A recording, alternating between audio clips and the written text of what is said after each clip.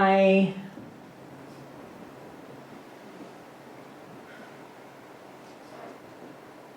heard that Freeport MacMoRan has taken over the Phelps Dodge mines around here.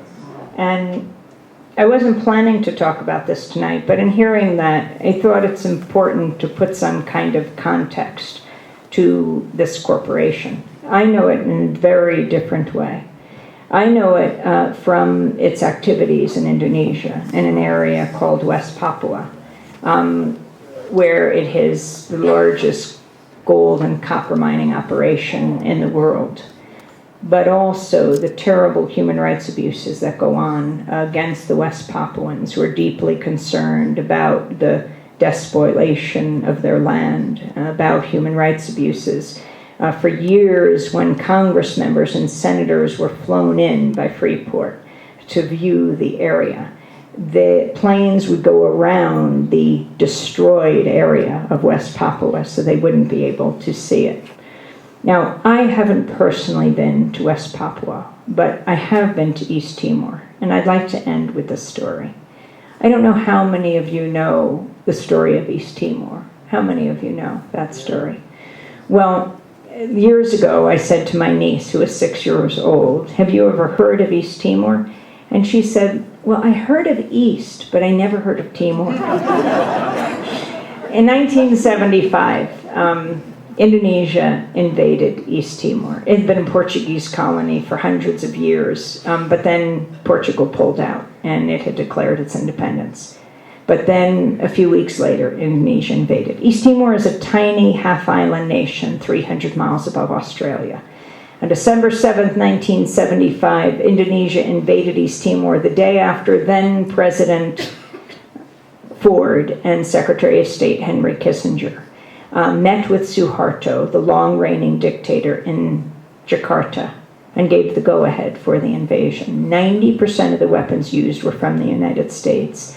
The Indonesian army was armed, trained, and financed by the United States. They invaded East Timor by land, by air, and by sea.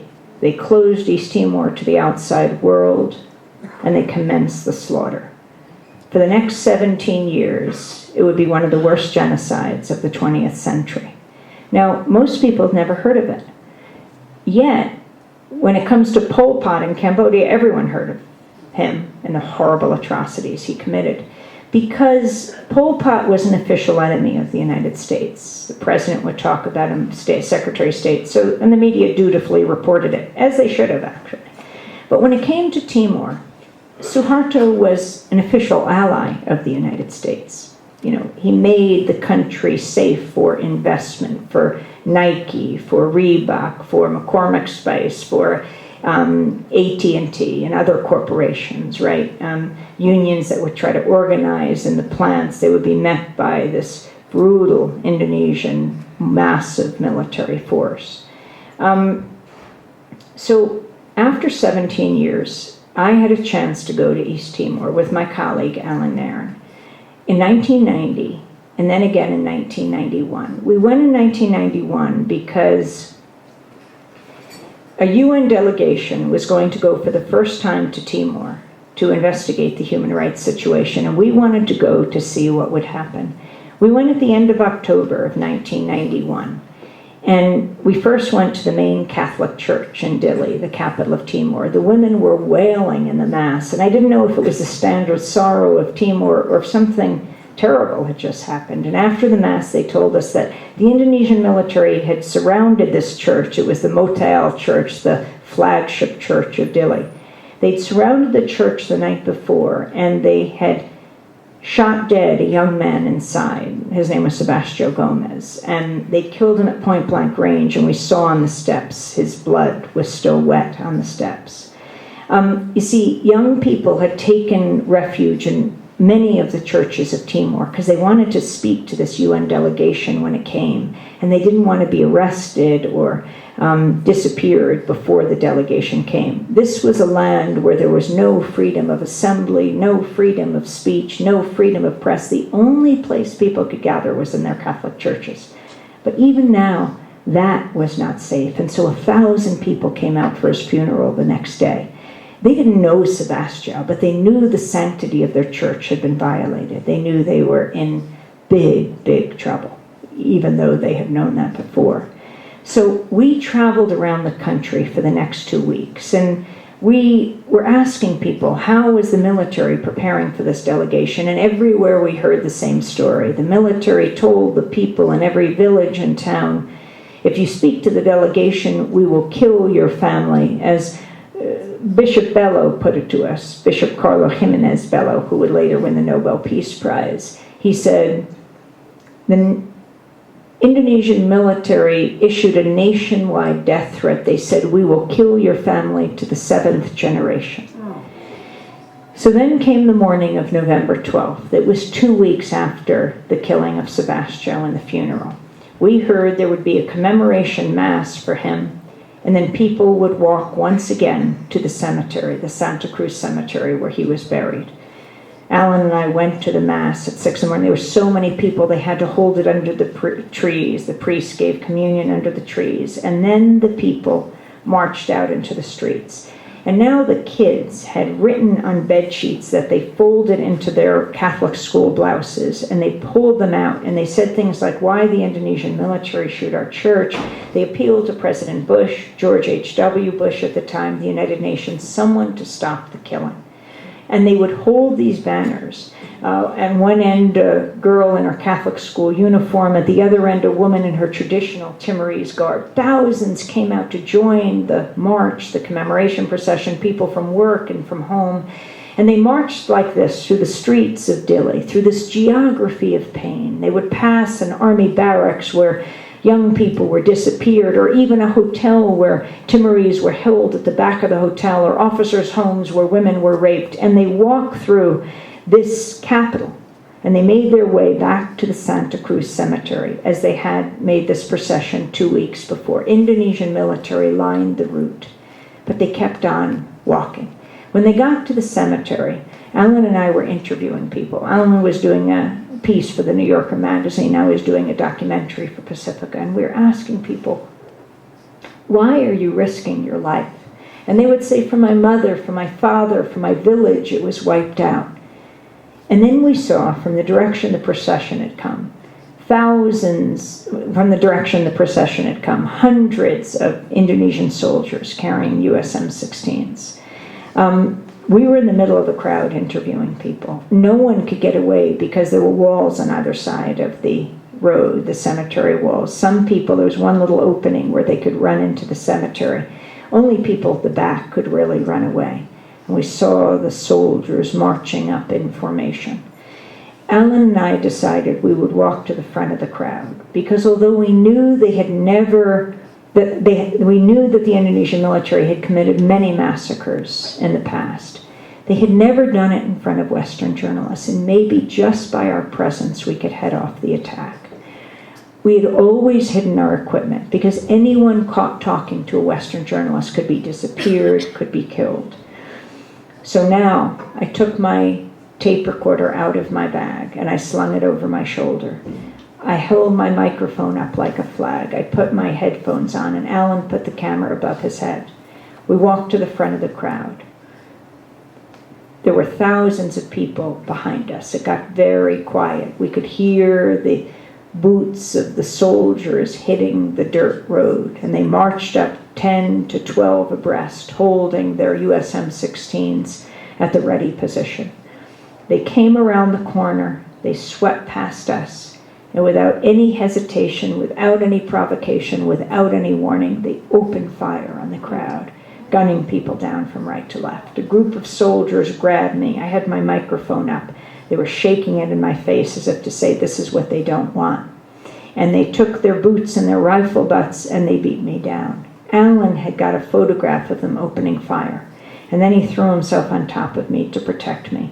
And they took their USM-16s like baseball bats and they slammed them against his skull until they fractured it. So he was laying on the ground covered in blood. A group of soldiers came up to us and they lined up in firing squad fashion. They were killing everyone else around us. And they'd stripped us now of everything, so we're laying on the ground. And this group of soldiers were shouting two things at us, politique and Australia. Politique because they were saying we were political to witness this. But that is our job as journalists, to go to where the silence is. And they were shouting, Australia, Australia. They wanted to know if we were from Australia, and we knew how dangerous that was. 17 years before, when Indonesia invaded Timor, there was a group of 6 Australian-based journalists, and they were covering the invasion. 5 of them were in a town called Balibo, and the Indonesian soldiers lined them up against a house, and they executed them. The 6th, named Roger East, was in a radio station in Dili. Radio stations are so important around the world. In places like Haiti, when there's a coup, the first place they hit are the radio stations that play musique engagée, engaged music. So they went into this radio station, and Roger East was there reporting for the world. They dragged him out of the radio station as he shouted, "I'm from Australia." They shot him into the harbor with so many thousands of Timorese. The sea was red with blood. That was December 8th, 1975, the day after the invasion. The Australian government hardly protested the killing of their journalists. We believe because years later, Australia and Indonesia would sign the Timor Gap Treaty, dividing Timor's oil between Australia and Indonesia. Oil is the source of so much pain in the world. So as we lay on the ground, Alan covered in blood, the soldiers with the guns at our heads, and more soldiers joining in this firing squad. I kept repeating as they shouted, "Australia, Australia, no, America, America, we're from America." The only thing I had left was my passport, and I threw it at them. They'd kick me in the stomach. When I get my breath back, I'd say, "America." Finally, they took the guns from our heads. We believe because we were from the same country their weapons were from. They would have to pay a price for killing us that they had never had to pay for killing the Timorese. And they moved on. A Red Cross jeep pulled up. There was an old man that the Indonesian military had beat into a sewer ditch. Every time he looked up, he would put up his hands in the prayer sign. They'd take the butts of their rifles and smash his face. The Red Cross driver picked him up and brought him into the jeep, and Alan and I got into it. Then dozens of Timorese jumped on top of us. They jumped on top of the jeep. They hung off the spare tire at the back, and we drove like that as a human mass to the hospital. When we got to the hospital, the doctors and nurses started to cry when they saw us. Not because we were in worse shape than the Timorese. I mean, these were where the very brave Timorese were, the lucky ones who, young people, when they would try to escape the gunfire, they were running through the cemetery. If ever they came upon someone shot, they would stop and hold them, and they would try to bring them to the hospital so that they could be operated on. And these were those Timorese were. But we strongly felt the Indonesian military would now raid this place, because this is where the survivors were. We went into hiding, and we ended up at Bishop Bellows' house, the Bishop of East Timor. There were thousands taking refuge there. Alan was covered in blood. And Bishop Bello helped me clean Alan up. He gave him a new shirt. I took Alan's shirt, soaked in blood, and I wrapped it around my waist under a towel that Bishop Bello gave me. We had decided we would try to get out of the country because we had not succeeded in stopping the killing. The Indonesian military killed more than 270 Timorese on that day. And the only way, clearly, that the killing would stop, we continued then to hear gunshot all through Dili, is if we could get word to the outside world. So we made our way to the airport. The Indonesian military had shut down all the streets. The soldiers were going through in trucks. But we got to the airport, totally military-occupied airport. And we went up to the counter, and we demanded to get on the only plane out that day. We don't know if the Indonesian military had consciously decided not to kill us at the massacre site, so they were letting us out, or if there was a gap in communication. Alan's head had been covered in blood, but he had a lot of dark hair, and it looked like a bathing cap. If we could get him on the plane before the blood would drip down his neck, he still had this new shirt on from Bishop Bello. If they didn't notice, maybe we could get on this plane. They finally decided we could get on the plane. Soldiers walked along the side as we walked on the tarmac. Alan had these electrical charges going through his body from the beatings, and we didn't want them to see how wounded he was. And so I would stop every few minutes as we were walking on the tarmac so that Alan could catch up, and the soldiers would say, hurry up, and I would say, but this is such a beautiful country, I just want to take one last look. We get onto the plane, and when the flight attendants closed the door, they handed me a silver bowl with water in it, and they said, clean him. So we flew from East Timor to West Timor, which is a part of Indonesia, and then on to Bali. There we could get a continental flight to the United States. But at the airport in Bali, we made the call to the West, and Alan called, and he had the phone at his ear. It was covered in blood, and he was calling and saying there was a massacre, and I would wipe the blood off the phone with this towel. We got onto this flight, and we got on the flight, and they closed the doors. You know, we were flying on to Guam, and there's a naval military hospital, and the flight attendants called for help on the plane, and the naval doctors came over to help Alan. And they wanted to put us in the naval hospital on Guam, but we knew that the military would shut off access to us under the guise of medical treatment, and that we had survived this massacre and decided to leave because we wanted to get word out. That's why we were leaving. So an ambulance met us from Guam Memorial Hospital, which is this small hospital, and when we got there, all of the lines filled up of the switchboard. You know, Washington Post, New York Times, BBC, Voice America, all were calling on all the lines. All the nurses were picking up these phones, and they were operating on Alan, and he would not stop reporting what was happening on each of these lines. Sometimes he'd scream as they were stitching his head, but he would keep on telling the story. And then we were taken by ambulance to the CNN outpost, this cable studio. Oh, when we were in hiding, we had someone take 18 pictures of us because we knew the military would deny anything had taken place. So then how would they describe what happened to us? And we had these, I had hidden the film away when we got out of Timor and had it developed in Guam and showed it on CNN. How would they describe what happened to us? They said nothing happened.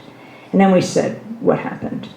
And they said, okay, maybe 10 people died. But then we repeated what happened. Okay, maybe 20 people, 50 people, and it went like that. We flew out of Guam. We made it to Washington. We held a news conference as Alan got out of the hospital and announced what had happened. So the Indonesian military had committed this massacre and that they had used US M16s to do it. A nationwide movement grew up as word was getting out. There was another reporter. He was inside the cemetery. He was from Yorkshire TV in Britain. And when the soldiers opened fire, he didn't know what was going on, but he saw all these bloodied young people running through the cemetery, and he started filming. There's this one video of this young man who goes down, and his friend stops and holds him, and they pick up his shirt, and you see his intestines, and they say, show this to the world. No one would leave someone who is down. Incredibly brave young people. And that video got out that night. Max Stoll buried the video in fresh graves. He got arrested, got released that night, unburied it, and sent it to Japan and Britain. And it became one of the most watched videos, people demanding to get more information. In our country, when people called their congressmen and senators, Congress members and senators would tell me they were getting more calls on Timor than in any other foreign policy issue. The Indonesian military announced we were a national security threat, would not be allowed into Timor. 3 years later, 1993, when President Clinton flew to Jakarta for the APEC summit, Asia-Pacific Economic Cooperation Summit, the Indonesian military wanted to show that they were open, so they had they put a headline across the Jakarta Post that said, Goodman and Nairn can return to Indonesia, we are an open country. So we flew in, and it was the 3rd anniversary of the massacre. We tried to get into Timor, and they arrested us. But Clinton was flying in, and it was creating this international problem, so they ultimately freed us then. Then 8 years later, in 1999, the people of East Timor got to vote for their freedom in a UN-sponsored referendum. I tried to get into Timor to cover this momentous occasion. And as I flew through Jakarta, the military caught me and deported me. So the next day, I tried to get in from Taiwan to Bali, and they captured me again. So I wasn't able to get in, but Alan was. And this was such an important moment in history, not just for the people of Timor. They voted, and as they voted for their independence, the Indonesian military, the one that Freeport MacMoRan has so relied on to repress any kind of human rights activity in West Papua and this other part of Indonesia, as the people of Timor voted for their freedom, the Indonesian military burned East Timor to the ground. They killed another 1,000 people. Ultimately, over that 25-year period, they killed off a third of the population, proportionately larger than the massacre, than the killings in Cambodia. Then the United Nations ran East Timor for 3 years, and on May 20th, 2002, the people of East Timor celebrated the birth of their nation, the newest nation in the world. I was able to get in then through Australia, and it was a remarkable moment. It was just about midnight. It was in a sandy plain called Tasitolo, just outside of Dili, and 100,000 Timorese gathered. Dignitaries from around the world were there. Then UN Secretary General Kofi Annan gave a speech, and Shanana Gusmao walked up to the stage, the rebel leader of East Timor, the founding president of East Timor. He'd been imprisoned by the Indonesians for years, and he unfurled the flag of the Democratic Republic of East Timor as he spoke in 4 languages to the people of Timor and to the world. And you could see the light of the fireworks display reflected in the tear-stained faces of the people of Timor.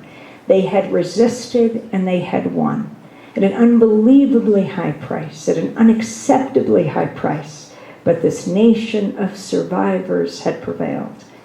And they thanked people all over the world for helping, especially people from the most powerful Western nations who had simply told their governments to stop supplying human rights abusing regimes. When we were at the hospital in 1991, and the doctors and nurses started to cry, I think they cried because of how they see Americans. You know, they saw us bloodied, and they see us in 2 ways, as the sword and the shield. The sword, because all too often the US government uses weapons, like in Iraq, like in Afghanistan, or supplies weapons to human rights abusing regimes like Indonesia, but they see the people of the United States differently. They see the people of our country. We can march in the streets. We don't get gunned down. We can just call a congressman and ask for something. They don't have that opportunity. And they saw that shield bloodied, and that deepened their despair on that day. So May 20th, 2002, as this population celebrates their freedom, they thank people all over the world, especially from countries like the United States, for saying no to their governments and saying, you can represent something better. And it is a lesson to all of us. Whether we are journalists or teachers, whether we are doctors, nurses, business people, whether we are actors or farmers, whether we are soldiers or civilians, whether we are activists, whether we are employed or unemployed, we have a decision to make every day, every hour of every day, and that is whether to represent the sword or the shield. Democracy Now!